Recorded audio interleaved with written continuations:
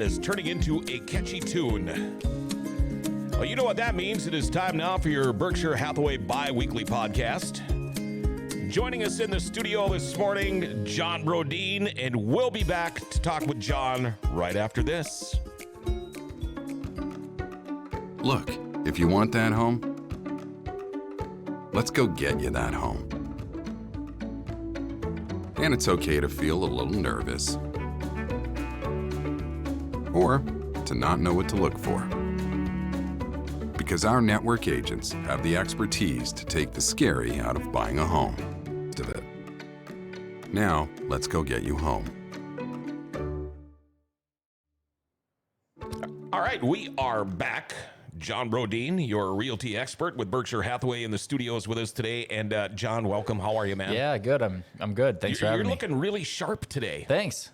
Don't I always look sharp, John? Well, yeah. I was just wondering, do you dress yourself? Yeah, I do, actually. No advice from the other half? No. Sorry. Okay, well, you're looking pretty dapper today, my friend. Thank you, sir. How have you been? It's been a couple of weeks. Yeah, I've been good. Just, I was down in Arizona for a friend's bachelor party a couple weeks ago on 15th. We went down there and got back, and I've been super busy with work. It's probably one of the busiest I've ever been in my real estate career. So, which is a good thing. Yeah. And you don't have any black eyes, or you're Nope. not all beat up today. So Nope. apparently you didn't get your butt handed to you in the ring or the gym. Exactly. Yeah, things are good. Good. Now, when it comes to a realtor, I mean, you got your part timers, you got your full timers, whatever. But when it comes to how you work, what kind of like a track record? Yeah. That is very important for you, isn't it? Yeah, it is. And so right now, everybody knows the market is really, really hot. And it kind of, some agents might get away with some more sloppy stuff when the market's hot, and they might still get a decent result. Versus, in the past, pretty much from 2016 or 2017 through 2020 or up to 2020, the market was pretty, stagnant. It was pretty balanced. You weren't seeing a ton of really fast appreciation. You were seeing a balance between buyers and sellers. So during that time, it was a little bit harder for listing agents to have a really good result without doing their job really well. Now you might see agents who sell a house fast just because inventory is so low. They might have missed the mark on their marketing. They might have left money on the table in negotiations, but they still got the house sold. So it doesn't expose those weaknesses quite as bad in today's market. Just to show you guys, so, the average agent is having a lot better success negotiating now. The average listing agent is having a lot more success than they were having. And that's mainly due to low inventory, high demand right now. So back, let's see, this would have been, if we were to look 2019 to 2020, the list to sale price ratio that things were selling at was about 97.68%. The original list to sale price ratio, so what it was originally priced at compared to what it eventually sold at, including any price reductions, was 95.34%. If you look at the last 12 months, that gets a lot better. It goes from 97.68% to 98.25% on the list to sale price ratio. So that's whatever it was listed at the time of the offer compared to what it eventually sells for. And then on the original list to sale price ratio, it went from 95.34% to 96.75%. So you can see that agents are having listing agents are having more success negotiating because they have a little more negotiating leverage, less listings on the market. And then if you compare, the past 12 months to the past 6 months, it's gotten even stronger, and you can tell that's because listing inventory has been going down. The market's been heating up. So the list to sale price ratio even went up from 98.25 to 98.3. Original list to sale price ratio went up from 96.75 to 97.14. So that's just comparing the past 12 months to the past 6 months. So you can see, as you see that original list to sale price ratio get higher and higher, the closer that is to, the list to sale price ratio, that means fewer homes are having to price reduce before they sell. Okay. And so it's easier to get more money for a house. Now, so the average agent might get away with a little more sloppy stuff. They might have a good track record during this time when the market's hot. And then when the market's not hot, their track record, goes to crap again. Right. If you look at my track record, over the past 4 years, or roughly 4 years, starting January 1st of 2017. So in the past 6 months, this is when the market's at its hottest. The average list to sell price ratio is 98.3. Mine is 99.5.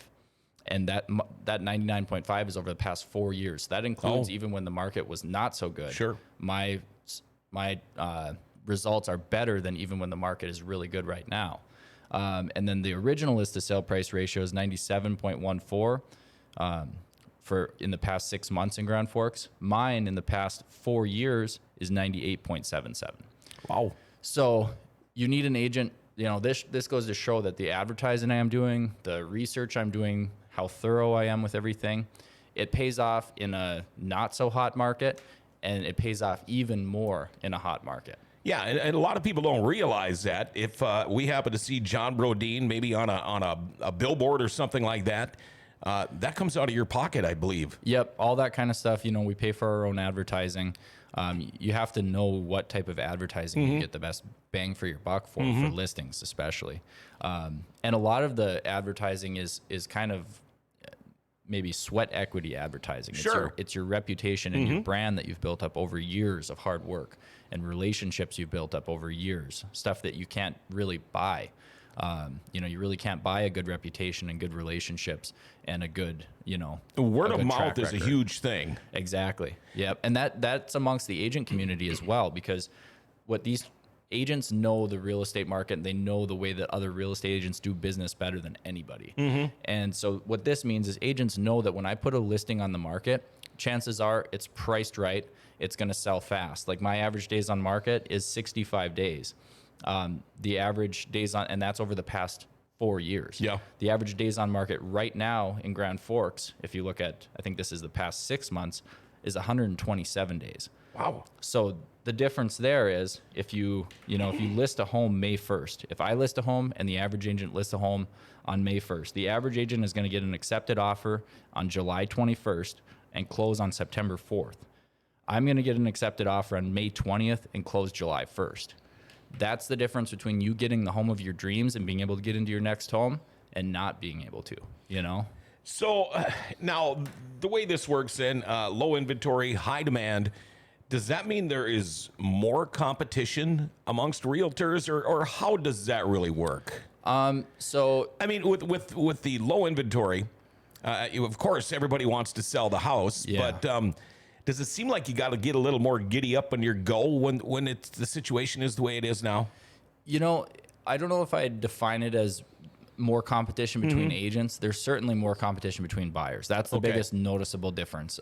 There's not been a whole lot of, like, it'd be one thing if a whole bunch more agents joined our association. We had tons of new agents starting, and the number of agents went from 250 to 350. Then I'd say the competition between agents went up. But there's still roughly the same number of agents in the market, and there's roughly the same number of sales happening.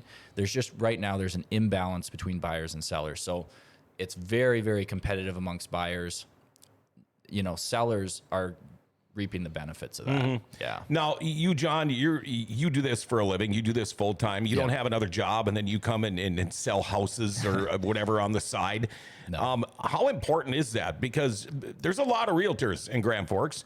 They might not be full-time realtors, but I know if I'm looking to buy or sell a house, I'm going to want somebody that's what they do 24/7. It's extremely important. First off, from the real estate agent to real estate agent angle, there's a lot of agents I'm friends with that are part-time realtors. You know, I like them and everything, but I don't like doing a deal with them as much as I like doing a deal with a full-time real estate agent, because the part-time real estate agents are going to be doing all their catch-up work and all their communication after hours. You know, when I want to be, you know, with my family at home, relaxing, Sure. you know, doing whatever. That's the only time they can work, because they're working their regular job during the day. So they're always having to communicate. They're always a step behind, communicating on weekends, communicating on evenings. Whereas when me and another full-time, you know, heavy-hitting real estate agent do a deal together, our communication is efficient. It's during the day. We both have families to go home to at night. You know, it's just smoother in that aspect. So I think the average agent who's a full-time agent would rather do a deal with another full-time agent.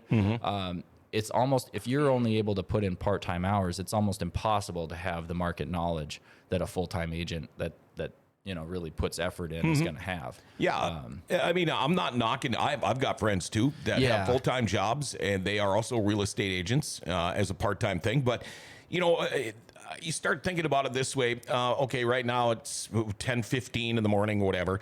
All of a sudden, John, you get a call saying, hey, I really want to go do this and look at this, but I have to do it by noon today. That's where you can do that, and these other agents might not be able to. Yeah, exactly. And especially in this market, it's getting in right away to a home is going to be really important. And it's, real estate agents are paid well. For when you sell a house, a real estate agent gets paid well. If it's a poor real estate or, not a very good real estate agent who doesn't do a very good job, doesn't have very much knowledge, doesn't add very much value to their client, they're pretty overpaid. They're getting paid a lot for the amount of value they're bringing in. But a really good full-time agent who really knows their stuff is worth every penny. Sure. And is, it's the difference between the least knowledgeable, worst real estate agent in town compared to the best real estate agent in town is an enormous difference. Like the worst real estate agents in town, hate to say it, but they probably know about as much as your average homeowner about real estate. Sure. They're by no means an expert on real estate. It's just the way it is. And when you're looking at it, the average real estate agent versus my track record, for example, or another top producing good agent, it translates to actual money for the sellers. Sure. And the way that you can look at this is by price per square foot. So since January 1st of 2020 for my Grand Forks sales versus the average Grand Forks sales, my average price per square foot was $113.49. The average agent in Grand Forks' average price per square foot sold for their listings was $111.88. So if we've got a 2,114 square foot house, I'm selling that house for $239.9. The average agent is selling it for $236.5. When you talk about my negotiation, average original list to sale price ratio and whatnot, if you originally list a house for $240 on average, I'm barely having to price reduce. I'm price reducing on average to $238, $239. So that's $238,239, and then selling it for $237,048. The average agent is price reducing it to $237,167 and eventually selling it for $233,136. So that's a $4,000 difference there. It's also a $4,000 difference on price per square foot. So, that's where that, if they hire me, they're getting that money back that they're spending on commission for me and then some back. Those numbers don't seem big, but it doesn't take much, really. They are. I mean, maybe you sell and you're getting into a new place and you get that extra $4,000 or whatever it is. You might think to yourself, well, that's not that much. No big deal. Until you move into that new place and you go, wow, you know what? We really need to do this and we really need to do that. Yeah. Well, boom, it's paid for. And again, that's comparing my average over the past 4 years compared to the last 6 months when the market's been really hot. So that's an agent selling in ideal conditions versus me selling in less than ideal conditions over the past 4 years leading up until now. So you can see that, how much this benefits my clients over the past 4 years, and the clients who are hiring me now, it's really benefiting them and saving them thousands of dollars. And that's compared to the average agent. There's a such thing as a below average agent that could do way, way worse than those numbers too. So it's not even factoring that in. So track record, reputation, they mean everything to you, don't they? They do. And you have to work hard to keep those up. And that's why people hire me too. So it's very, very important to me.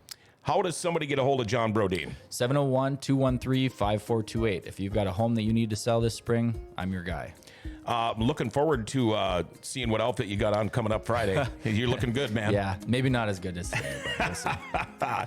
There you go. That's John Brodeen. He is your realty expert for Berkshire Hathaway. And by the way, if you buy a new house from John, maybe you need a little bit of tweaking done to it, get a hold of Executive Properties. They can get it done for you. They do everything, all right? Kitchen, bathrooms, doors, siding, concrete, cabinets, trim, tile. They'll build you a garage if you want. I think you get the picture. These guys do a little bit of everything. So if you team up with John Brodeen at Berkshire Hathaway and Executive Properties, man, you're going to get the house of your dreams. Call them up, 701-330-1273, or go to executiveproperties.org. Well, there you go for the week, for the part of the week. That is your Berkshire Hathaway bi-weekly podcast. We'll be back with John Brodeen again on Friday morning.